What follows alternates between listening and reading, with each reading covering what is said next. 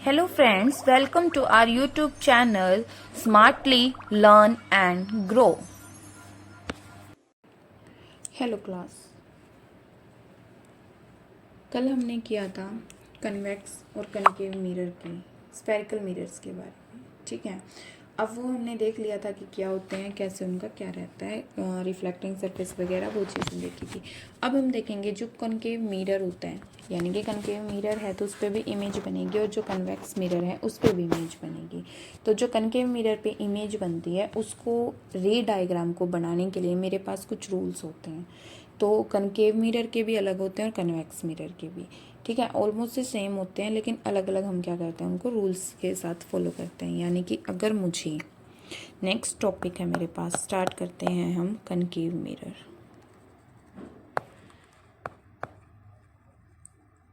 ठीक है, concave mirror.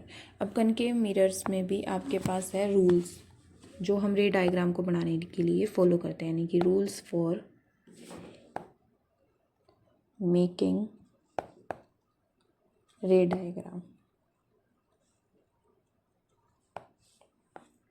अब क्या क्या रूल्स फॉलो किए जाते हैं वो देखते हैं। सबसे पहला रूल मेरे पास आता है कि a ray parallel to the principal axis will pass through the focus after reflection. सबसे पहला रूल आपको क्या कहता है कि कोई भी रे है, ठीक है, क्या होगी, वो पैरेलल होगी टू द प्रिंसिपल एक्सिस के। ठीक है, जो भी रे होगी वो पैरेलल होगी आपकी प्रिंसिपल एक्सिस के। Will pass through will pass through the focus after reflection। यानी कि अगर आपके पास कोई भी रे है जो प्रिंसिपल एक्सिस के पैरेलल आएगी, ठीक है, वो जब भी आपकी मिरर पे टकराएगी तो वो हमेशा पास करेगी किससे, फोकस से, जब भी आपका टकराव होगा। जैसे कि देखिए अब इसमें कैसे, ये आपके पास क्या है, मिरर, ठीक है, एम और एन, ये क्या हो गया, मिरर जिसकी एक साइड क्या है आपकी पॉलिश है। ठीक है, अब ये आपकी क्या है, प्रिंसिपल एक्सिस यही थी। ठीक है, यहाँ पे क्या है, सी, और ये क्या था मेरा पी, कहीं ना कहीं एफ होगा। तो अगर कोई भी रे आ रही है पैरेलल आएगी इसके, ठीक है, इसके पैरेलल आएगी तो ये हमेशा एफ आपका यहाँ है फोकस, तो ये हमेशा रिफ्लेक्शन के बाद फोकस से क्या करेगी, पास करेगी। फर्स्ट रूल आपका ये बोलता है। ठीक है, पहला रूल आपका ये बोलता है कि जब भी कोई भी पैरेलल होगी प्रिंसिपल एक्सिस के, वो हमेशा किससे पास करेगी, फोकस से। ठीक है, अब सेकंड रूल आपको क्या कहता है, देखो सेकंड रूल है कि जो इंसिडेंट होगी through focus after reflection it will parallel to parallel axis. अगर कोई रे आपकी फोकस से जा रही है, ठीक है, यानी कि और रे इंसिडेंट थ्रू फोकस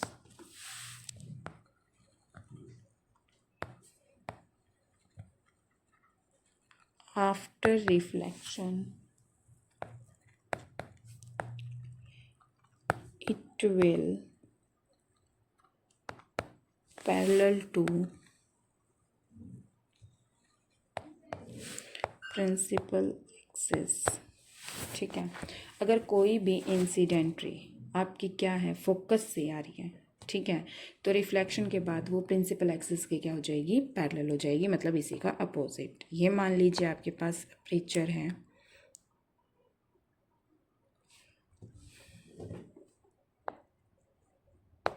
ठीक है, ये आपके पास क्या है, अपर्चर है एम और N.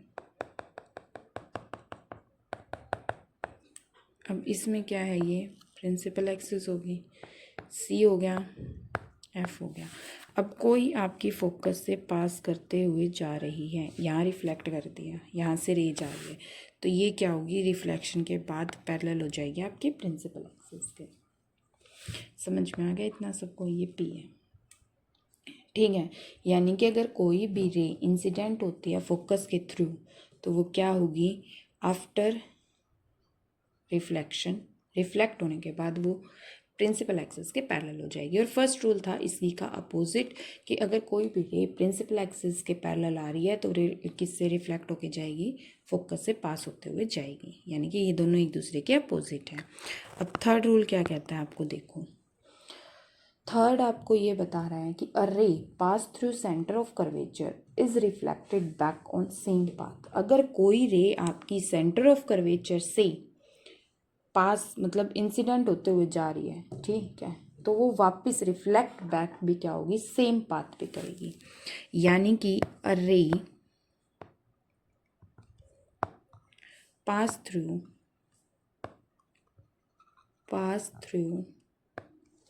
Centre of curvature,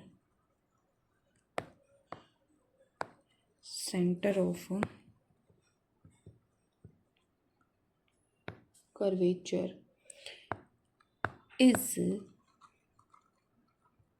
reflected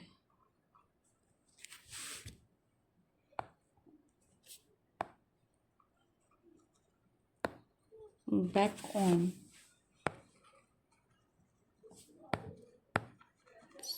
same.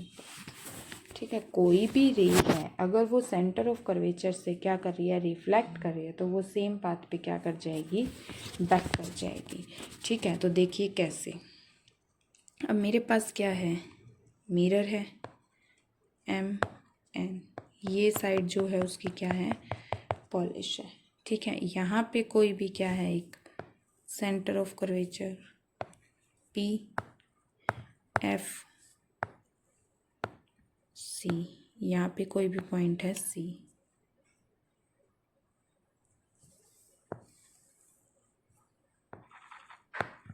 ठीक है, अब ये मिरर लगा लीजिए, यहाँ तक है, इसको थोड़ा सा नीचे लगा लीजिए। ठीक है, अब यहाँ से सेंटर ऑफ कर्वेचर से अगर कोई भी इंसिडेंट हुई, ये था आपका सेंटर ऑफ कर्वेचर, यहाँ से कोई भी क्या हुई, इंसिडेंट हुई, तो ये यहीं से क्या हो जाएगी, सेम पाथ से ही रिफ्लेक्ट बैक हो जाएगी, चाहे कोई भी रे हो। ठीक है, जब आप अभी तो ये रूल्स हैं रे डायग्राम को यानी कि इमेज फॉर्मेशन करने के, जब हम इमेज फॉर्मेशन करेंगे तो वहाँ पे ये चीज़ देखेंगे। जब भी आप कोई भी एक चीज़ पास करोगे वो रिफ्लेक्ट बैक क्या हो जाएगी, सेंटर ऑफ कर्वेचर के पाथ से सेम से रिफ्लेक्ट बैक कर जाएगी। अब नेक्स्ट फोर्थ रूल आपको क्या कहता है, फोर्थ लास्ट रूल क्या कहेगा, देखते हैं कि जो इंसिडेंट होगी पोल के ऊपर, ठीक है, वो रिफ्लेक्ट करेगी हमेशा सेम एंगल से। A ray incident on pole, a ray incident on pole is reflected making